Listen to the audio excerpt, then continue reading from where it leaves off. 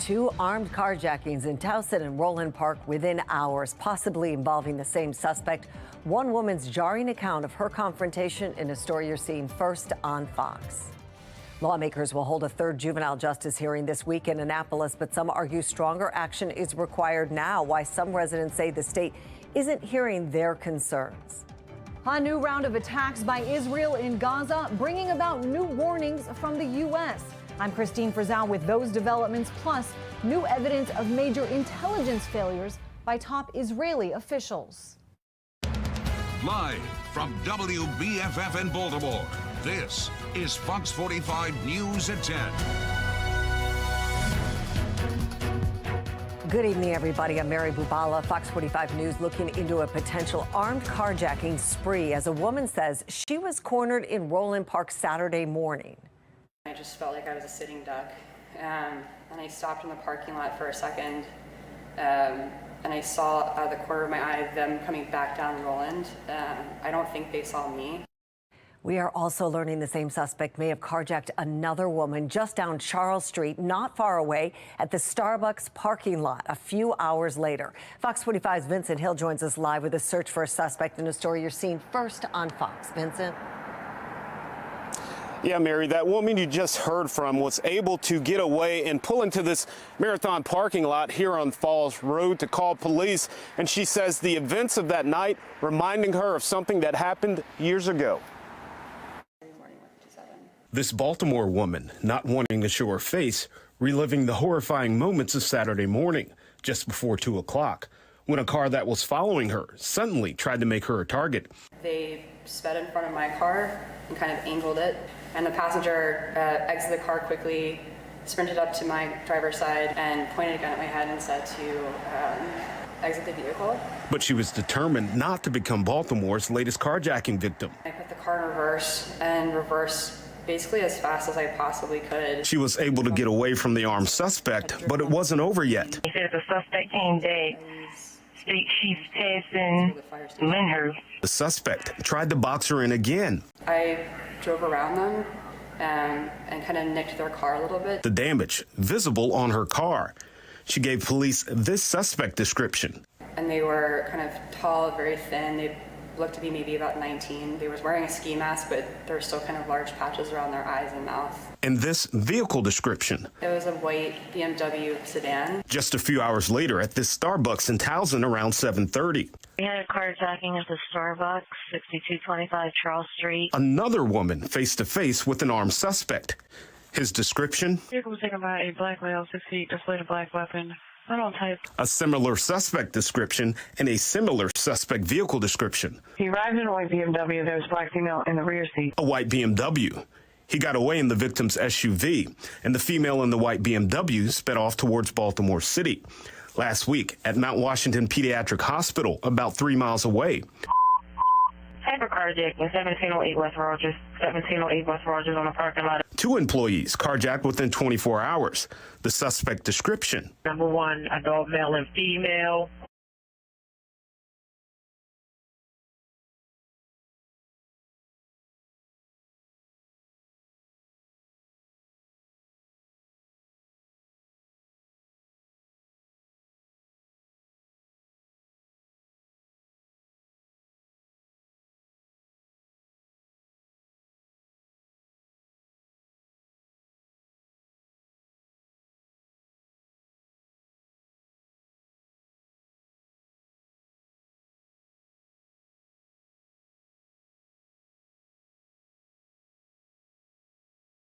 Will make to the juvenile justice laws. So far, members of the House committee are not talking about specifics. It seems like the issue's gotten so bad that I feel that there's going to be some sort of reform passed. Delegate Robin Grammer, a Republican from Baltimore County, sits on the committee, and he's been pushing for bigger changes and says the 2 previous committee hearings this fall have been beneficial, but it's time to see action. People have to, frankly, stop playing so close to the chest and start having real discussions about this issue. In the Senate, the Judicial Proceedings Committee Chairman Will Smith says the juvenile justice laws need more time to see full results. Laws that we put in place are going to take a couple of years to fully see the kind of the fruit of the foundations that we've laid and the seeds that we've planted. I, for one, am not interested in rolling back the reforms that we put in place last year. While the next hearing will take place Tuesday afternoon, there's just over a month until the first bell rings of the next legislative session. Republican lawmakers have rolled out their own plan to address juvenile crime,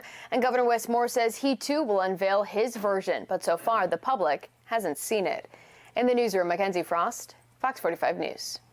Well, Governor Moore also standing by Department of Juvenile Services Secretary Vincent Schiraldi, calling him a reformer last week. We're clear that when we came into office, we walked into a DJS that was understaffed and underfunded. And it's the reason why I appointed a true reformer. He defended the state's juvenile crime laws in a conversation with our Mackenzie Frost this spring. He believes young people shouldn't be exposed to the adult prison system until they turn 25. The systems we have now, when you put these young people in adult systems, they really don't do well. Kids that are really young are much more of a social service problem than they are a criminal juvenile justice problem. And when you have a 12-year-old or an 11-year-old in a detention facility with a bunch of 17 and 18-year-olds, all you're doing is teaching that kid how to become a worse criminal. Some former lawmakers and police leaders criticized Schiraldi, saying those policies will make Maryland less safe. You're basically saying up until the age of 25, which is what he wants to do, you get a free ride. Unfortunately, legislators, lawmakers, have decided that it's better to support the lawbreakers rather than those who are enforcing the law. Schiraldi also supports ending probation and parole for offenders of any age. And that brings us to our question of the day. Are lawmakers taking the juvenile crime crisis seriously enough? So far, 92% of people who voted say no. You can weigh in at foxbaltimore.com/vote. Baltimore police say two 28-year-old men are dead after a shooting inside a North Baltimore home early this morning. Police say they found the two men in the hallway of a home on Greenmount Avenue, each with multiple gunshot wounds. An investigation revealed the victims got into an argument with an unknown suspect who ran away from the scene. Anybody with information on the suspect is asked to call Baltimore police.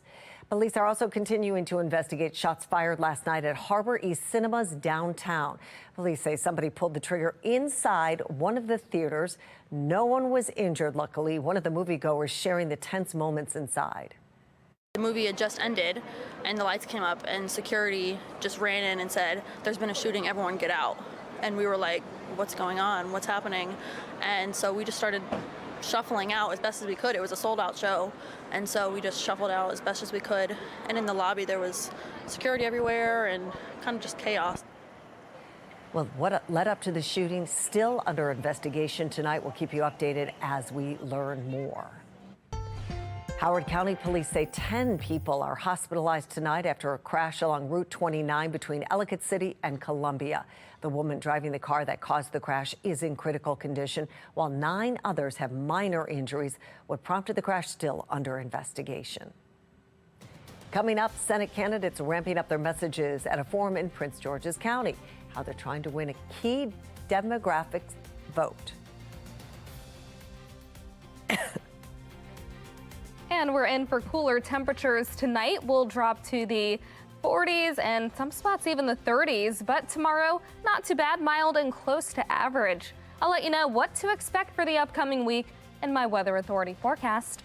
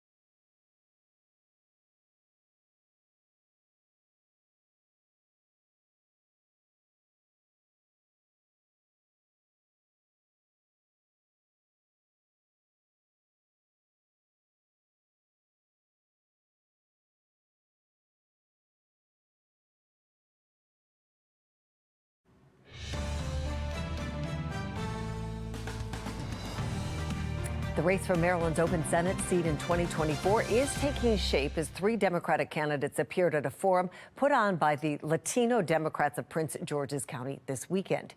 Each candidate discussing issues relevant to the Latino community and how they plan to appeal to that group. Supported Latino businesses through a business accelerator. We have built schools, including 2, Sonia Sotomayor and Hyattsville Middle, that has a majority Latino population. We have invested $15 million through the Latin American Youth Center. I feel it's a great opportunity for not only Latinos to come together, but all people of color and working class Marylanders to once and for all have some representation in Washington that's concerned about them first and special interests way down the road. What Latino immigrants to this country want, what their descendants want, what they as American citizens want, they want to take part in that American dream. So we've got to help bring everybody along so we can have the American dream that I've lived. And I've been fortunate, and we need to bring those folks that are in the shadows, and of course need a road to citizenship, and we need to resolve this issue on immigration.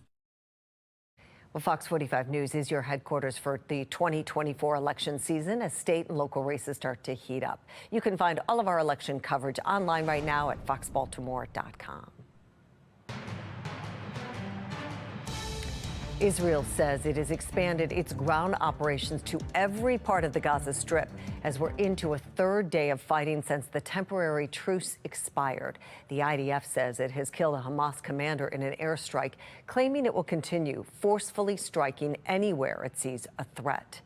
Now, the renewed attacks have brought harsher warnings from top U.S. officials and new revelations about how Israel could have missed warning signs about the initial Hamas attack. National correspondent Christine Frizzau explains. A war that was temporarily stopped is back on. The devastating images and horrors from the ground in Gaza prompting this response from Vice President Kamala Harris. As Israel defends itself, it matters how. The United States is unequivocal. International humanitarian law must be respected. Too many innocent Palestinians have been killed. Critics, though, blaming Hamas, Israel's sworn target, for putting those innocent Palestinians in harm's way. I don't know how to do this because Hamas is integrated into the apartments, the schools, and the hospitals. They have tunnels all over the place. The reason so many Palestinians are dying, I think, is because Hamas wants them to die. The Israel Defense Forces says it's now eliminated 500 of the 800 tunnel shafts near schools, playgrounds, and mosques. But the renewed bombing and fighting is raising new questions about the fate of more than 100 Israeli hostages still being held by Hamas and how they could have been taken and so many killed by Hamas in the first place. The New York Times reporting top officials in Israel had Hamas's battle plan for the October 7th terrorist attack more than a year before it happened, but considered it too difficult for Hamas to carry out. Well, I think what you saw was just a general dismissal by Israel and Israel's intelligence community of the possibility of this level of a threat. An Israeli soldier telling CBS News she also noticed and reported unusual activity by Hamas near the Gaza border for months before the October 7th attack. They didn't take anything seriously. They always thought that Hamas is less powerful than what they actually are. These intelligence failures are being revealed as top Hamas officials are warning another attack or, quote, war of liberation is already being planned as negotiations for a ceasefire in this war appear to be at a standstill. I'm Christine Frizzau reporting. Pentagon officials say a U.S. warship shot down several drones today after 2 Israeli-owned ships were attacked in the Red Sea. A group of rebels from Yemen claiming responsibility for attacking the Israeli ships. The group has been launching a series of assaults against ships in the Red Sea.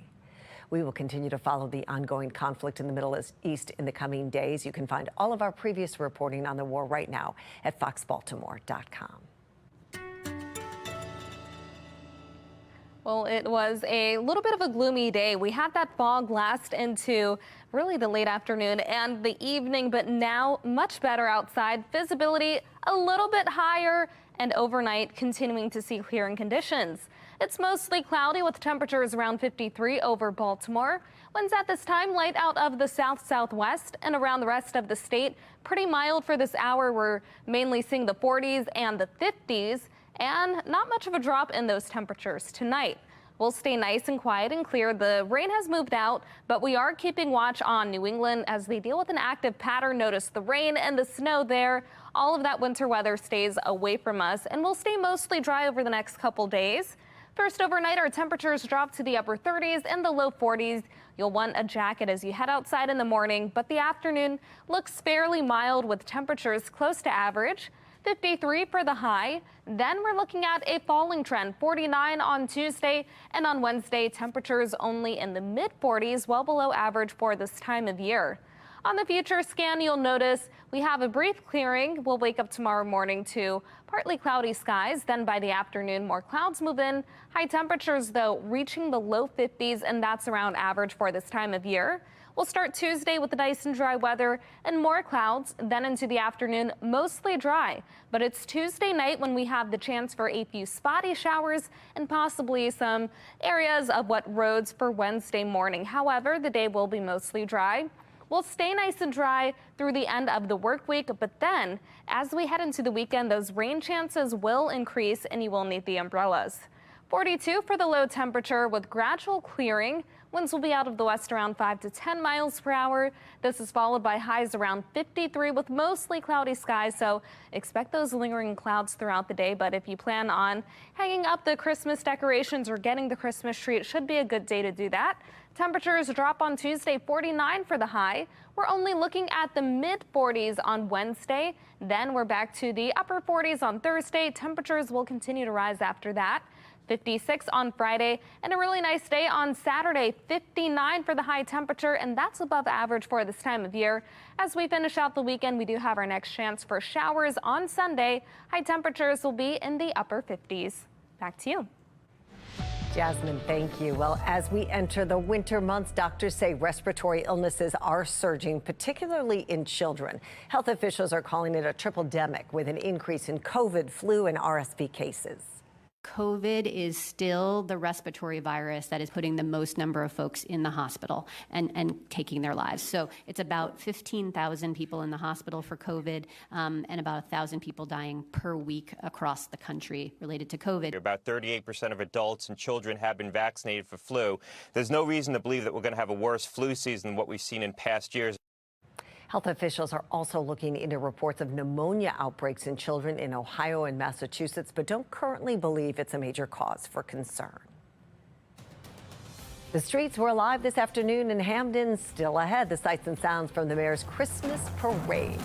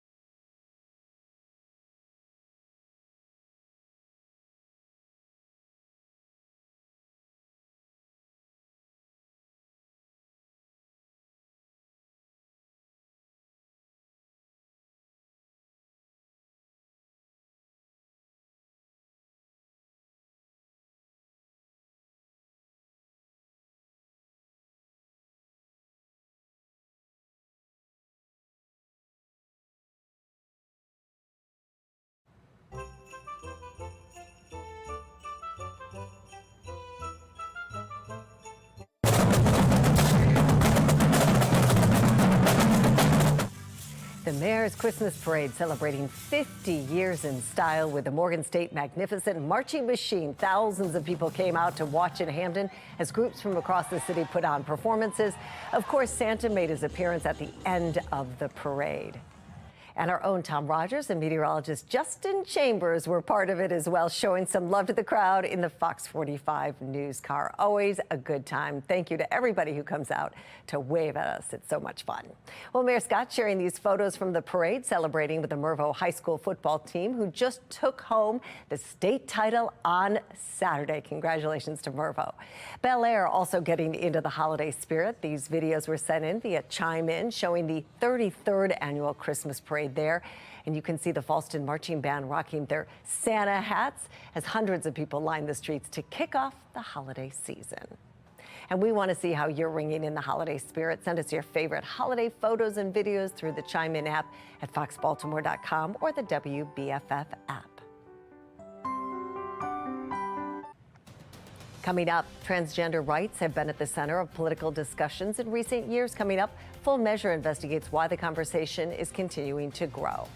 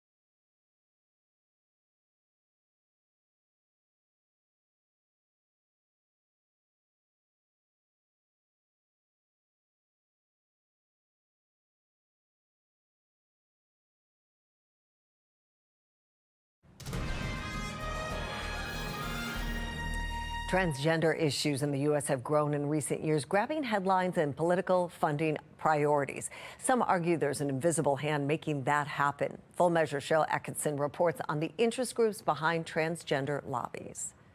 In December of 2021, Harry Potter author J.K. Rowling made news with a tweet. She criticized replacing the word women with the trans-friendly phrase, people who menstruate. Rowling suffered a backlash, was called transphobic, and even threatened with violence, she says. Hers is hardly a fringe view. A recent survey shows a majority of Americans, 71%, believe there are only two genders, male and female.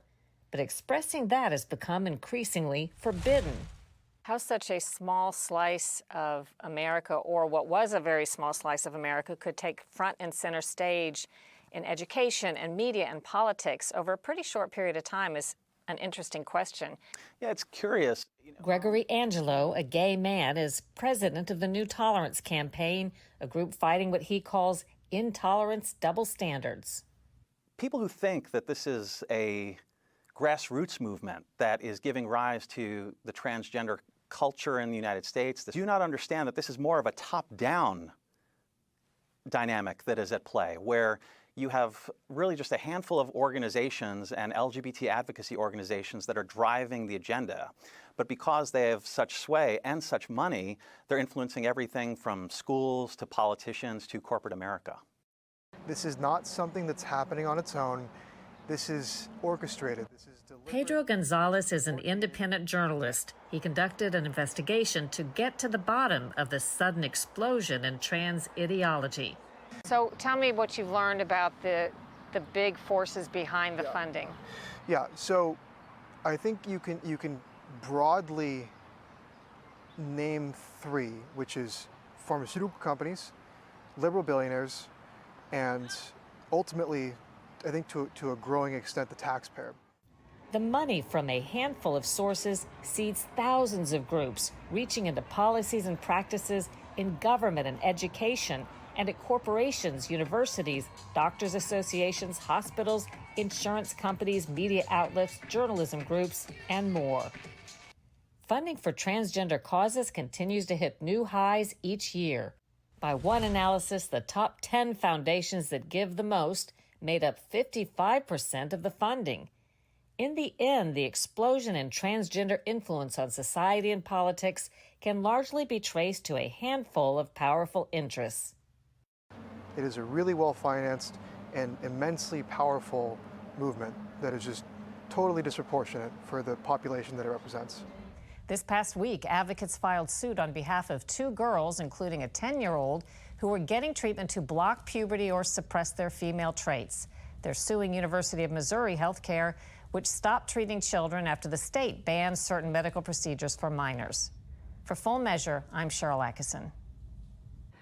Well, the Terps will head to Nashville to face Auburn in the Music City Bowl, but will they be doing so with the Big Ten's all-time leading in passing? More on that ahead on Sports Unlimited.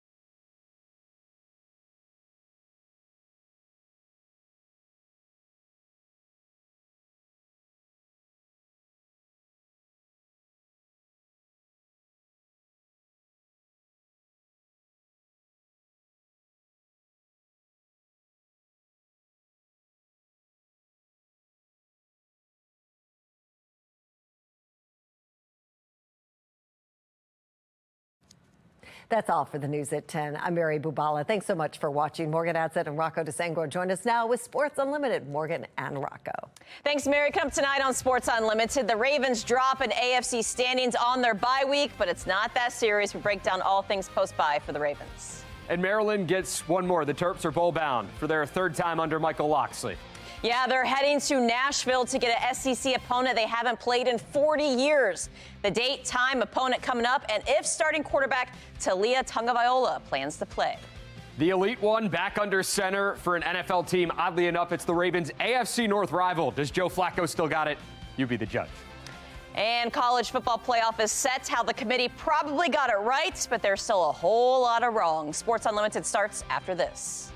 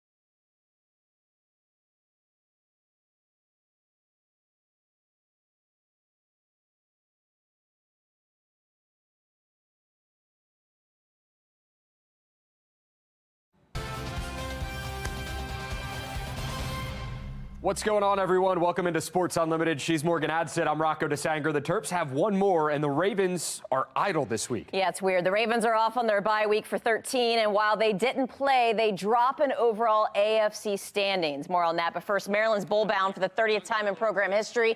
Third postseason in a row for Michael Locksley. Still pre-January 1st for Maryland. The Terps get a nice Big Ten SEC matchup when they head to Nashville to face Auburn in the Music City Bowl Saturday, December 30th. Kickoff is at 2 on ABC. Maryland 7-5 and a down season for Auburn, just getting eligible at 6-6. Question for Coach Locks is, will he have his starting quarterback, senior Talia Tagovailoa, for the game? Have not had the opportunity to speak to a bunch of these guys, but it was my understanding that Talia wants to and expects to play. Great opportunity. I know we're all excited about it. It's a December 30th bowl. It's in Nashville. It helps elevate our program. Another college football news. The playoff is set, but it didn't come without some controversy and some hurt feelings. Michigan, the 1 seed, will play SEC champion Alabama, while Pac-12 champion Washington gets the 2 seed. The Huskies will square off with 3 seed Texas, the winners of the Big 12. Undefeated ACC champ Florida State was left out of the playoff. CFP Selection Committee Chairman Boo Corrigan said the Noles are a different team without QB Jordan Travis. He's done for the year with a broken leg. Back-to-back champion Georgia on the outside looking in as well. Some good wins and some not-so-great losses. Towson's first season under head coach Pete Shinnick, it saw a little bit of both. Despite a 5-6 finish, there were plenty of positive takeaways. I caught up with Shinnick one-on-one to recap his first season and his jump from D2 to FCS football. You know, I think for the most part, there's a lot of carryover and a lot of similarities. one thing that was very appealing to me about the Towson job was the CAA conference, and that you were going to be challenged week in and week out, that you knew you had to be on your A game every time you stepped out on the field. And that was very similar to the Gulf South Conference. How would you evaluate your first season with Towson? You guys did beat some very good teams. I'm sure there's some losses there you'd love to have back as a head coach. But overall, for you, I'm sure you guys view this as a stepping stone season, but a successful one going forward. I don't think anybody sits there and goes, hey, 5-6 is where we want to be. But then you get an opportunity to reflect on that 5-6, and you get an opportunity to see what that 5-6 actually was. In talking to a lot of people in the league, I mean, to be able to go to New Hampshire and win in overtime, that's a heck of a win, and we'll take it. Then to beat William and Mary at their place, which at the time, I think it was a record crowd for them in their new facility. So that was fun. And then to finish the way we did against, Rhode Island, who was picked as one of the top teams in the conference and really had an opportunity, I think, if they beat us, to make the playoffs. I think the highs are great, and I think the lows are learning points for us. Your biggest positive takeaway from this season, and the biggest thing that you'd like to see this program improve on as you go forward into year 2 at Towson? Yeah, I think the biggest takeaway is we proved we could play with people. And we proved that we could be in games. And I think anytime you take over a program, you want to see what kind of heart and what kind of fight and what kind of grit that program has. I want to build on that, but then obviously we have got to be a more consistent football team. I think we ended the season win one, lose one, win one, lose one, win one, lose one, up and down. And so we got to be able to we got to be able to be consistent week in and week out. How competitive do these guys truly feel like they can be going into year 2 under you? Because they did show some fight during the season, a ton of it against some really good teams, like you kind of touched on. Yeah, I think that's going to be one of the major components that we take away from this, that we can be competitive. And I think what you started to see were guys who did have the belief and guys who got it. One of the things we talked early about to this team, and, last year they were in games, they had opportunities, lost a couple of close ones. And we just talked about, look, man, we're going to always have a chance, and we're going to always give ourselves a chance as long as every guy's on the same page. We're a team that needs to play with a lot of excitement, needs to play with a lot of emotion. We lose some really good seniors who, brought some of that, but we got to get some guys to fill that gap and build on that as we go forward. An elite's return came to the NFL in Week 13, the return of Joe Flacco. 2 weeks ago, he was watching the season from home on his couch. Now he's the Browns starting quarterback, second on Cleveland's depth chart. But Flacco getting the nod